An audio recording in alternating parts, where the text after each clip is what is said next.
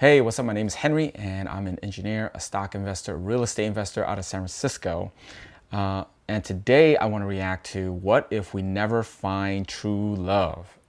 And that's from the School of Life. So I'm also a happily married father of two little ones. So from my perspective, I always think there's someone for everyone, right? I've been out there a bit.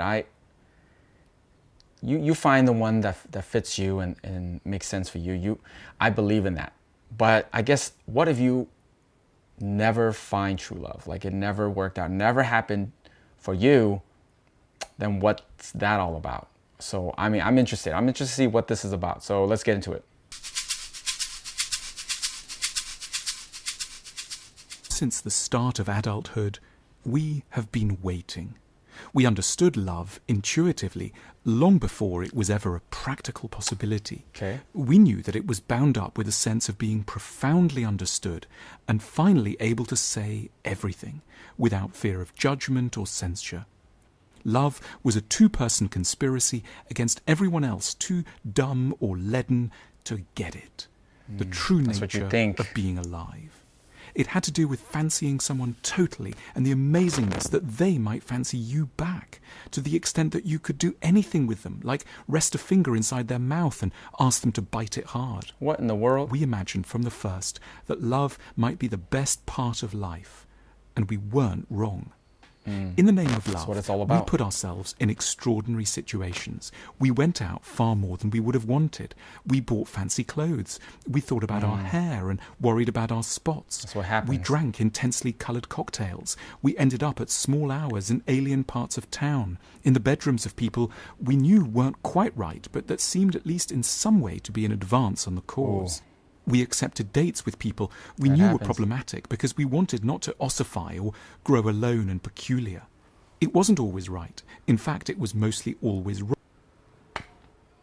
I believe you got to make your own decisions, right? If they're problematic and you know it, move on to the next. On to the next. There's so many people out there.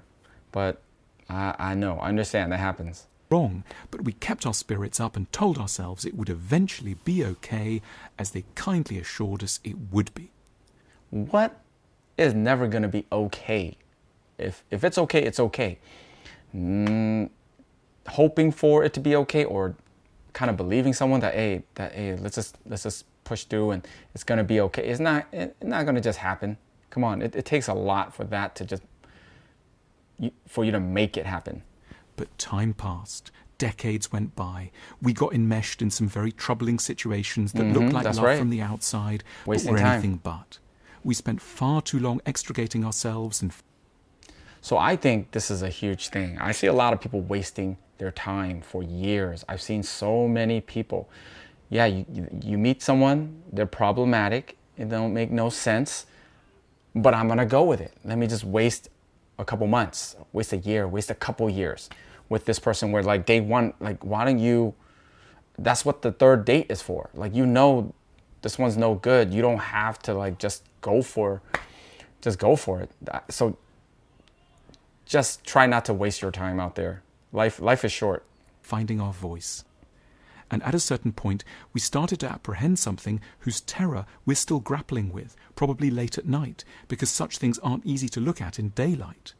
The probability that love isn't, after all, despite our efforts and insights, ever gonna come right for us. See, when I hear this, then I'm thinking, dude, you're just not... You're kind of like blaming everything else, everyone else, the world. There's just no one for me. Instead of looking at that person in the mirror and say, oh shoot, what am I doing? Why am I always wasting my time? And then when you do meet someone, right, or someone that makes sense that you want to pursue, and then why am I being crazy? Why is it not working out? Or why they don't want me?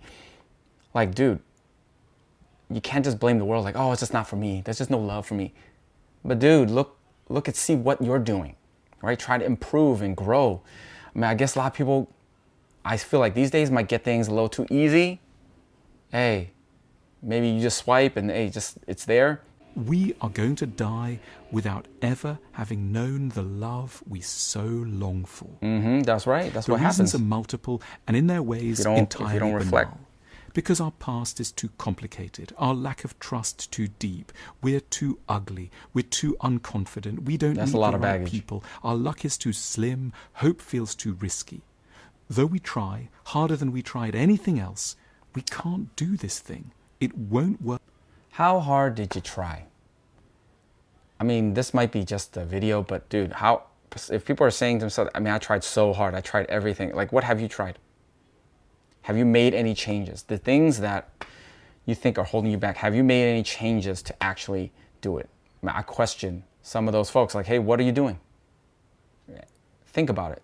Answer yourself. Don't need to answer me. Answer yourself. What are you doing to actually get where you want to go? That's with everything. Relationships, that with money, everything. Work out for us. The ambassador for this somber, grand truth might be an objectively rather innocuous disappointment. Perhaps one more date that didn't in the end, despite a very hopeful stage around dessert, go as it should. Or one more person who didn't call back. They, the angel of romantic death, couldn't have known what they were doing to us, and certainly didn't mean to. We can't hate them for a moment, unfortunately. But through their lack of desire, they initiated us into an idea which now threatens to blow our sanity. Behind closed doors, the scenes aren't pretty. Thank goodness for privacy to shield a moralistic world from wails that need to be forgotten. There will be hours of the most unedifying desperation, self-pitying and vengeful rants. This is too much. I can't take it anymore. This is unfair beyond measure. In the night, we smash through the crash barriers of ordinary hope. We're going to do away with ourselves. They'll regret us. They'll miss us now. But we won't, of course, do anything silly. It's just the mind doing its normal work, adjusting to yet another yawning Just gap thinking crazy between stuff. the way we would want things to be and the horrid way they are. We settle. We are, after all, creatures who know how to die. Don't settle. We think we don't know how to, but we invariably do. Whatever the fierce rage, we can digest pretty much any verdict. We tell ourselves we'd never endure not being able to What in speak the- or losing our bowels, but then the doctors tell us what has to be, and we put up with a feeding tube and a bag and being able to communicate only through a quivering eyelid. It's always What in the better than the world is going on? alternative. So, of course, we deal with a cataclysmic lack of love. Dawn comes, chilly and severe, and yet reassuring in its Why just deal with it and endure it? Like, dude, do something about it. Actually make a change. Actually go to find the people. Actually put yourself out, or just upgrade yourself to the point where, like, damn, when someone sees you, they're like, okay, that someone, you would actually attract people, and then your personality and everything. You could work on it instead of enduring it. What in the hell? sober bleakness. We make the bed, clear away the despair, and get on. There are a few consolations. clearing the despair. First and foremost, a ravaged, incensed defiance of fuck you to the universe and all those who peddle sentimental nonsense that doesn't fit our reality. A certain kind of art works too, the sort created by unflinching genius realists who went through as much loneliness as we have, who understood our sadness ahead of time. Grief-stricken masters like Baudelaire and Leopardi, Pessoa and Pascal, who can express our petty domestic sorrow in mighty transcendental terms and induct us to the most dignified kind of regret. They Dude. were there too, and in the most abstract, It's not accomplished okay. Don't ways just relate tell to us, some I artists. know. And we have friendship, not the kind that obliterates the loneliness, but that allows us to commune around it. We can't help each other directly. We're more like a group of the dying in a hospice talking circle, who won't be able to eradicate the end, but know they are at least not alone with it. I don't know about just hanging out with a bunch of people that are in the same boat that can't really help you get out of this boat and then just sulking together. I don't know. Where's this going?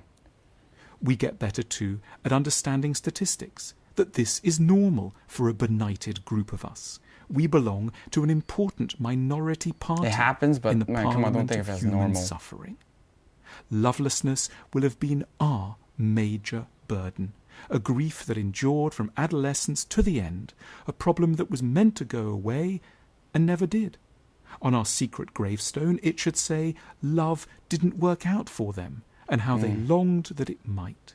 An epitaph to frighten children and reassure our emotional successors. What was meant to be just a phase turned into the truest thing about us, that we longed for love and that it never came, a truth all the more redemptive for being expressed at last. Even if you do everything right, I guess rare, it still happens. Calm, for sure. unflinching honesty. Okay, interesting one. I think that for most people that are not finding love, I feel like there's a big percentage of them that aren't really doing what it takes to find that relationship, build that relationship, and maintain that relationship. And then there are a small percentage of folks that, it just doesn't work out. It doesn't happen for them. And I get it. It does happen. Of course it happens. So if you did everything that you could and it still doesn't work out, then you got to be okay with it. Then I'd be okay with it too, right? But if you're not putting in the work, you're not being intentional and reflecting and seeing what you can do and to improve and to work on your situation and find true love, then it's on you. So that's it for this one. Let me know what you think in the comments. Thanks for watching, and I'll catch you in the next one.